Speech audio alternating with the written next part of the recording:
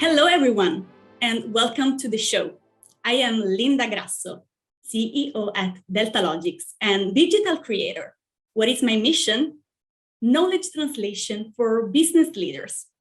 Basically, I like to transform complex concepts like artificial intelligence and IoT into easy ones to understand and implement inside companies. For example, to better explain the differences among the types of cloud computing services. So infrastructure as a service, platform as a service, software as a service, and let's say everything as a service. I love using the metaphor of pizza. Well, why pizza? Well, first of all, because I come from Italy, and you may already notice it from my accent, but also because you won't believe it, but it is really effective. And I am also a sustainability passionate. So today's topic is innovating responsibly. So basically, what will we talk about? The paradigm shift of digital transformation, which is revolutionizing the world we are living in, and how companies can benefit from synergy between technology and sustainability. Also, thanks to some real-life case studies as well. But without further ado, let's find out more. Digital transformation. How many times have you heard these two words lately? Let me guess, certainly a lot. But if you think digital transformation is the integration of digital technologies into all areas of the business, I suggest you pay attention to what we are going to talk about, since you will understand why this statement is not entirely correct. Basically, companies can no longer resist change. If they don't innovate their processes by relying on new technologies, and if they don't go digital, well, they risk losing significant market share. However, the point is, when we speak of going digital, do we intend digitization, digitalization, or digital transformation? Well, despite the many debates and the increasingly pervasive entry of digital technologies in companies, there is some confusion when trying to define these three phenomena that have now become part of all business glossaries. But basically, what is the difference among them? First, digitization means converting a product or service from analog to digital. For example, the conversion of a film from DVD format to streaming. And inside offices, it means the elimination of countless sheets, folders, and files. Digitally encoded data has not only taken up considerably less space, but has also become easy to access, transport, and manage. Plus, it's a green innovation that drastically reduces paper consumption, but will deepen the sustainability topic shortly. And thinking about a business trip today, and taking all the stuff with you in a material format amazes you crazy, doesn't it? But actually, it wasn't so many years ago. Thus, digitization was a fundamental first step, without which we couldn't speak of digitalization and digital transformation today.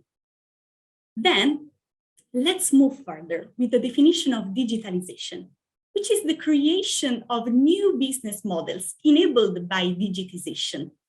With digitalization, we go beyond turning documents into bits and bytes.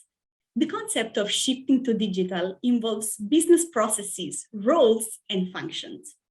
Simply put, digitalization makes working methods more efficient, thanks to the optimization of time and resources. Entire business processes can be transformed, creating value for the companies, but also for the end customer. So, to go digital, you have to rethink the entire organization of work, from data collection to their storage, up to the analysis of business flows. What to change, how to do it, how much to invest, and on which resources. Finally, the natural conclusion of the path is to arrive at the definition of digital transformation, which represents a systemic restructuring of all aspects of companies, a phenomenon that involves not only technology, but also strategy and mindset change. Interacting with the outside world through the smartphone, for example, is an effect of digital transformation. And I like to say that digital transformation is a journey, not a destination. And you may be thinking, why should I embark on this journey? Well, to answer this question, let's analyze the market. Today's consumers are increasingly aware when purchasing a product or service and choose companies that provide a personalized experience. Thus, companies not only need to focus on process efficiency to ensure high quality with low expenditure of resources, but they also have to create value and improve customer experience. And to achieve these results quickly and increase your competitive advantage on the market, it is essential to make the most of the fusion of technology, strategy, and culture. In short, you need a ticket to embark on the digital transformation journey. And initially, the investment may seem onerous, but the long-term benefits will repay the effort. Mostly, if you consider innovation in a responsible way. And here we enter the core of the conversation. Indeed, innovation is a pillar to survive. However, a question arises spontaneously. Can we really call it innovation if no sustainable future is ensured? Well, I would rather say we should focus on innovating responsibly by creating a synergy between technology and sustainability. That's great, isn't it? But how is it possible to do so? I mean, one thing is the theory and another one is the practice. But let's analyze together some real life stories of how technology and sustainability can work hand in hand to drive better business value. Sustainable development aims to satisfy current needs without compromising the possibilities of future generations. In the 2030 Agenda for Sustainable Development, the United Nations address issues related to environment and climate change, but not only. The 17 goals to be achieved also incorporate economic and gender inequalities, and with reference to business, sustainable patterns of production and consumption. Unfortunately, the percentage of companies that decide to take action to make their contribution to sustainability is still not enough. Yet, there are some virtuous examples to follow. Let's have a look at the following video.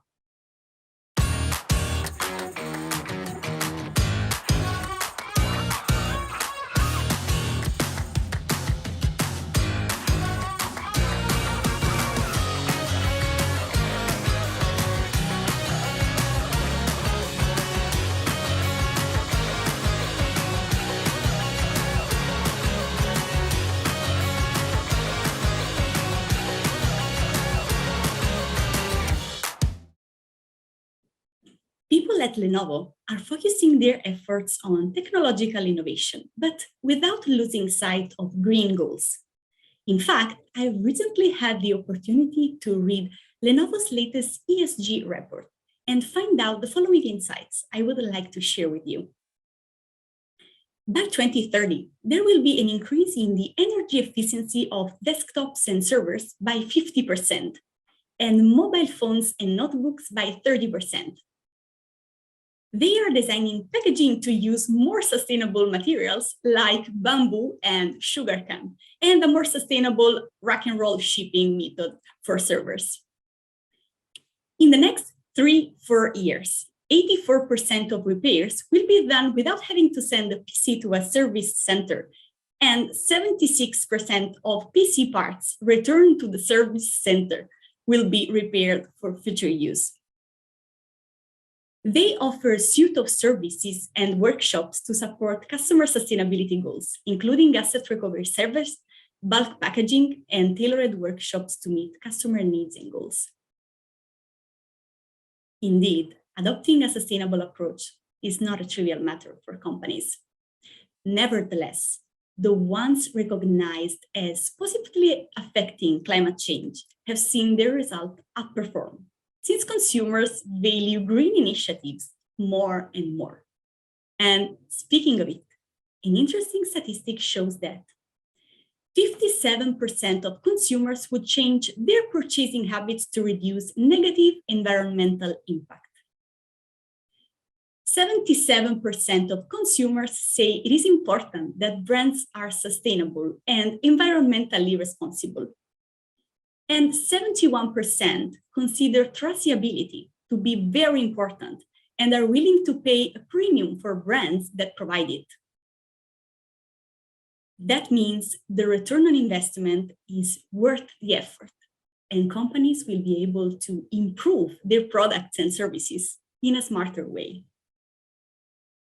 So, we've just analyzed how it is possible to enhance technology through sustainability and the impact a green innovation can have on business performance.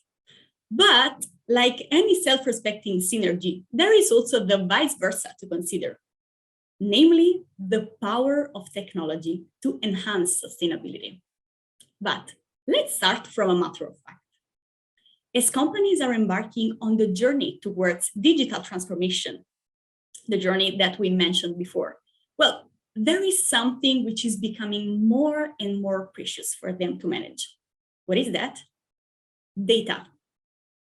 Imagine the enormous amount of data generated every second from people and devices worldwide.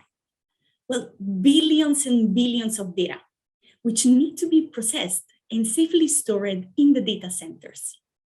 Through the use of new technologies, such as Internet of Things and artificial intelligence, well, these numbers will continue to increase dynamically in the coming years. However, data centers don't magically work on their own.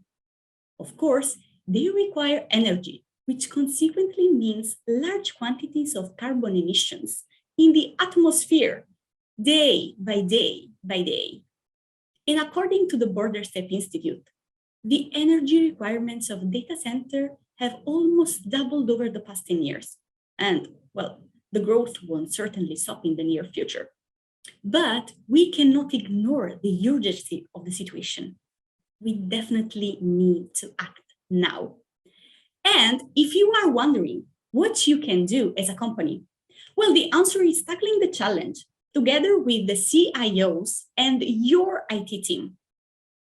In order to cope with the future growth of digital services and at the same time reduce the energy hunger of their IT infrastructure, CIOs must invest in innovative energy efficiency technologies and architectures at all levels. And the final goal for companies should be the transformation of data centers in direction towards climate neutrality. So the so-called net zero computing. And about that, I would like to mention the HCI, hyperconverged infrastructure. Sounds familiar? Well, let's deepen the topic. For a long time, the three-tier infrastructure has been a common standard in the design and operation of data centers and still offers a high level of reliability today. However, with the increasingly environmental awareness of companies and increased regulatory restrictions, data centers have come under increasing pressure in the recent years to move, well, towards sustainable technologies. So the traditional three-tier architecture with its three main components, so servers, storage, and network switches, requires a particularly high level of energy for operation. And additionally, due to the large hardware volumes required, not only the operation, but also the manufacturing, transportation, and end of life leave a significant environmental footprint in the overall product lifecycle. On the other hand, we have the HCI, which combines the server and the storage units into a single unit and virtualizes them through software-defined functionalities, as we can see from the following representation by Nutanix. In addition, a central management solution coordinates the components for optimal performance, and this approach can provide considerable benefits. First, the amount of hardware required in the data center can be reduced significantly. This has a major impact on the required energy to run the IT infrastructure, and that is very good. And secondly, the operation of the IT infrastructure emits a significant amount of thermal heat, which has to be compensated by energy-intensive cooling. And because HCI infrastructure uses less hardware and generates less waste heat, there is also less need for necessary cooling. Regarding the matter, I have recently come across a compelling case study I'd like to analyze with you. That is about an industry I am keen on. And if you follow me on social media, you may know. That is education. The main character is Canterbury Christ Church University. So the IT systems, of course, are critical to the day-to-day running of the campus. And to refresh the infrastructure, they chose the Nutanix hyper-converged solution in combo with Lenovo ThinkAgile HX servers. What is the outcome? Well, besides space saving and a simplified management, certainly an improvement in energy efficiency. So in short, they say the migration enabled the university to do more with less. And I definitely love this concept. In conclusion, digital technologies alone are not enough. We all need to work together to build a more sustainable future. And about that, I would love to close with an inspiring quote by Gandhi, which states, "A better planet is a dream that begins to come true when each of us decides to improve ourselves." Thank you very much for attending, and see you in the Q&A session soon. Hello, everyone. I'm Mauro Iotti, the EMEA Director of Segment Sales for Lenovo SG, and I will be hosting this question and answer session with Linda Grasso. Linda, first of all, thank you for the energetic insight that you have shown to us. So without further ado, let me go into some of the questions that we have received during your presentation. This one says, Linda, you mentioned that you're consulting companies to adopt an everything as a service strategy. So from your experience, can you give an understanding of how an as a service strategy can help organization in their digital transformation and sustainability plans? Yeah, well, definitely. So basically, we have talked about, digital transformation that is a paradigm shift that is revolutionizing the world we are living in.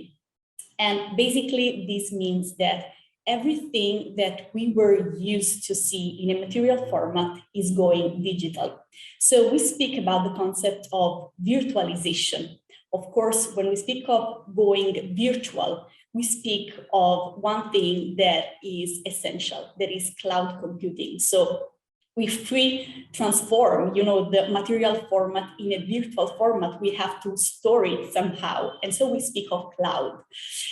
Then the as a service economy was born through this. So we can speak of, infrastructure as a service, platform as a service, software as a service, everything as a service that was enabled just by the cloud. So if there wasn't cloud computing, of course, we couldn't have speak of these kind of services. And, as I said before, I like to describe these as a service components with pizza, because, we at DeltalogiX love to do knowledge translation for business leaders. So transforming complex concepts like the digital technologies into easy ones.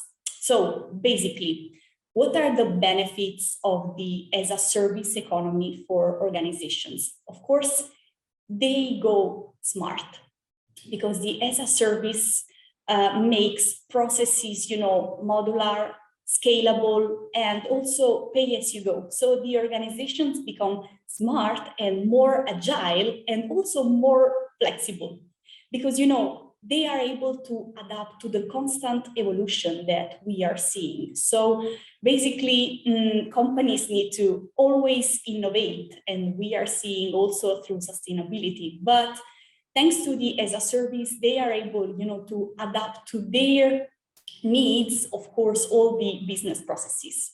And it is also sustainable, since, it reflects the business needs. So, of course, there is no waste of resources, and there is also more efficiency. And so basically, everything is tailor-made for your own needs. And this is an incredible benefit for organizations. Yeah, thanks, Linda.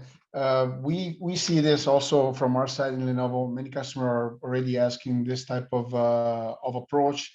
We launched a TrueScale offering last year or 2 years ago, actually. And it's a series of as-a-service offering across the portfolio, which is expanding. And I think DeltalogiX with Nutanix is going to be part of it throughout the course of 2023.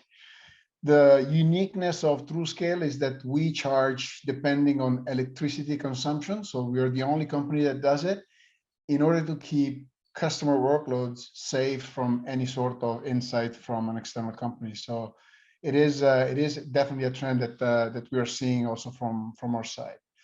Let me see another question. Okay. This says, do you see that as the architecture become more distributed and diverse, automation and management are becoming a key aspect in corporate digital strategy? We also found that working with customers in banking, retail, industrial sectors, a core to edge to cloud architecture is helping them not only in agility, but also in efficiency and sustainability. Do you see this with the companies that you are consulting?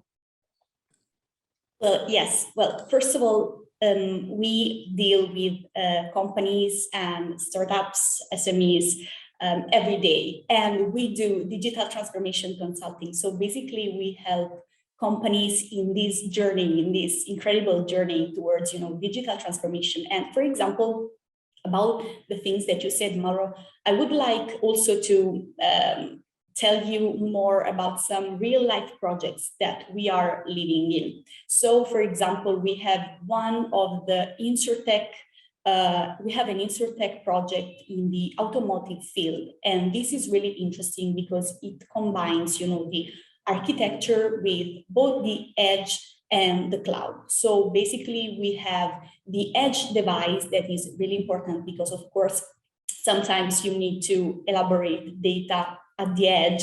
And then we have also the technology of the IoT, the Internet of Things, that is important for, the data transfer, which is processed at the edge. And then we store it in the cloud. So through the software as a service. And basically this mixed architecture of both edge computing and cloud computing allows us to have an integrated management of processes and also optimized performance because, what is needed to be processed at the edge is done right there. And then what is needed to be processed on cloud is done there. And also because, there is something very important which we always pay attention, that is cybersecurity. So basically, we always say to our companies, to our organizations to implement the right cybersecurity strategy, which has to be secure by design. So since the beginning, we need to implement the right architecture that considers also the cybersecurity aspect, which is really crucial during these days. And this kind of architecture that does also this. And plus, it is also an important benefit considering the resiliency of organizations. So an organization which considers the mix of these technologies has also a major resiliency. You're just confirming that what we're building together with Nutanix in terms of hyperconverged infrastructure, it's on the right way.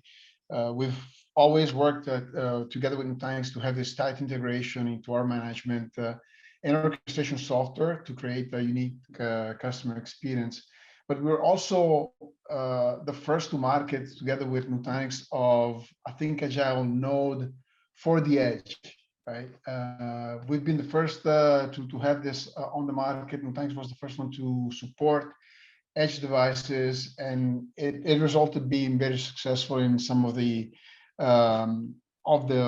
market verticals that are distributed and appreciate such a technology. So I don't know if you see the same, but industrial sectors, retail, and banking are really distributed and required to have a device at the edge, but also the security and the fact that it's the same environment that can be centrally managed. Yeah, definitely. I completely agree, Mauro. Yeah. Good. Then I have a question that it's mainly my question, if I may. So we just had our Lenovo Customer Advisory Forum about 3 weeks ago in Milano. We met a series of customers and we had one-to-ones, we had our presentation. It was nice to see that the leitmotif across all of the customer was the sustainability story. That was the story of everybody. Some or many of them have mentioned to have a sustainability strategy in place, but a few were already talking of having a carbon neutral strategy by 2030 or some 2025, which is a bit challenging. And they would also like to see technology that can help them become carbon negative in the future. So from your experience in this circular sustainability environment, what are the key actions that companies should start implementing to achieve this important milestone? Well, I will answer with pleasure to your question, Mauro, because, I am a sustainability advocate, so I really care about the topic of sustainability and green development. And I also speak always about these important topics on my social media. So basically what I have noticed, because, I like to read about statistics, facts, and, improvements on these topics. What I have noticed is that organizations are not paying enough attention to sustainability transformation initiatives. And this is really sad because I read some statistics that say that accelerating sustainability investments for company is not a priority. In fact, less than 50% of companies are doing so. And investing also in emerging digital technologies to combat climate change, it needs still more attention. And this is something that, I think companies are increasingly being aware of. So it is, a path that I hope will improve because it is really important. But most of companies are still, going through this awareness. But basically what I think is that we should not think of sustainability and technology as two separate topics. I always like to say that basically digital transformation plus sustainability goes into a sustainable transformation. So we have to rethink the business strategy, the whole business strategy, by considering going green as a priority. So we speak of, change management. So starting from the bottom to the top to consider new strategies which involve the power of digital technologies to improve sustainability, energy efficiency, and reduce carbon footprint, especially considering, the sustainability goals by 2030 from the United Nations agenda. And so basically digital business demands new leadership practices, and it is fundamental also the role of leaders to innovate and improve, their mindset to create a better future. And also one topic that is really important, as I said before, we are producing more and more data. So the data traffic is growing day by day. And so we need to be aware that data centers, of course, don't work on their own, but they need, some resources to be, to be live. And so basically what I also read was really interesting was a technique to reduce the heat of the data centers through the liquid-based cooling. And this is something that I read is also done by Lenovo, which is really aware of the sustainability topic and really does, a lot of actions to reduce carbon footprint. So Mauro, this is one thing that really increased my attention to that topic. And I think that liquid-based cooling is really interesting to consider for data centers. You're spot on. We have that type of technology. Actually, we evolved that technology to warm water cooling, so it even reduces the need of chilling the water that is cooling the system. So not only reducing the fans or having to chill the data center, but you also reduce that part. And eventually, you could also ingest the heat from that water to warm other areas of the facility. So actually reduce the carbon footprint in that way. You also showed a video about our sustainability or about the factory.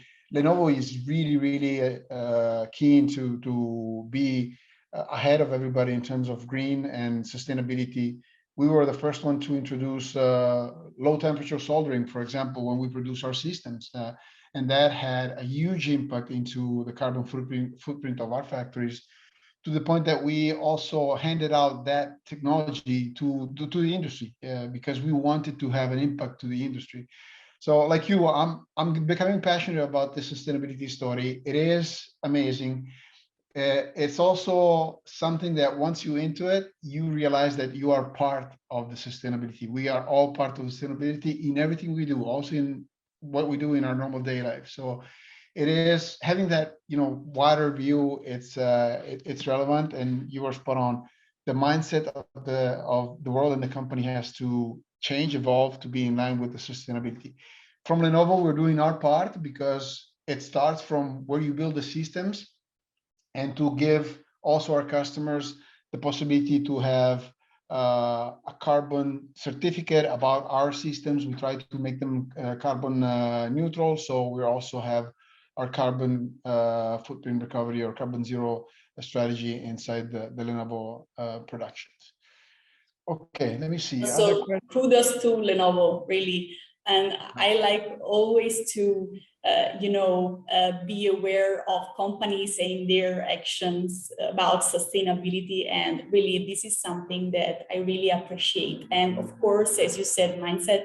And I think that every change starts with us. So even in the small actions, we can do difference. Yeah, as I said, we have this since a long time, but we were never good enough to promote what we were doing. And in a way, we were pioneering into sustainability, into our end-to-end processes. And now it's really a story that resonates a lot with the customer. And also having these integrated systems, as you said, with Nutanix, are helping customers reducing the footprint and, piece by piece, achieving their carbon zero strategy. Let's see, we have some time again. So another question says, the current energy crisis has resulted in a dramatic, never seen before, increase in the wholesale price of gas and electricity. What does it mean for the businesses? What action can business take? Well, this is really another important topic because, we are living the current situation that really has led to an incredible increase in the price of gas and electricity, really, that we have never lived before. And of course, this kind of increase reflects effects on both citizens and businesses. And I think, of course, as citizens, me, but also you, Mauro, have noticed, this increase in prices. And this is really incredible. But of course, also for businesses, it is a warning.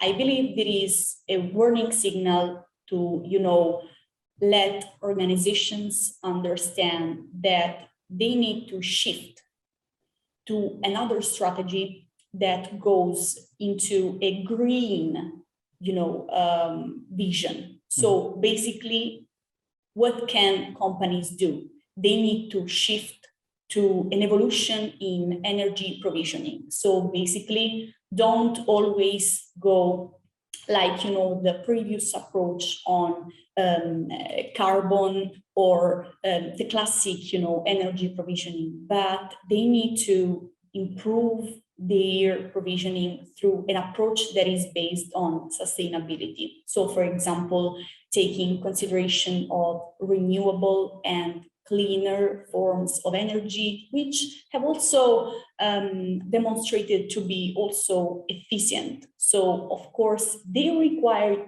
maybe a major investment at the beginning, because of course, every kind of change, every kind of shift requires for organization an investment of time, of resources, and also of money. But of course, this kind of shift goes in another vision. There is a more futuristic vision of innovation and of, creating a better and cleaner future, and also creating a future for the organization which can be, of course, efficient and also resilient, because, we cannot be always dependent on some kind of energies that maybe won't be available anymore in the future. So definitely we as business leaders need to consider a plan B, let's call it a plan B, to ensure a good and sustainable future for us and for our companies, but especially for our planet. We should call it a plan S, sustainable plan. Yeah, That's good. Instead of a plan B. Okay. So that's about all we have for today in terms of timing and questions. So I'd like to thank everybody for joining, and Linda, thanks again to you for the fascinating insight. As you passionate about sustainability, so it was really, really great to hear your story. We hope everybody enjoyed this and are excited about the future of technology unfold around us. So that's all from our side. Linda, thanks again for your great speech and keynote.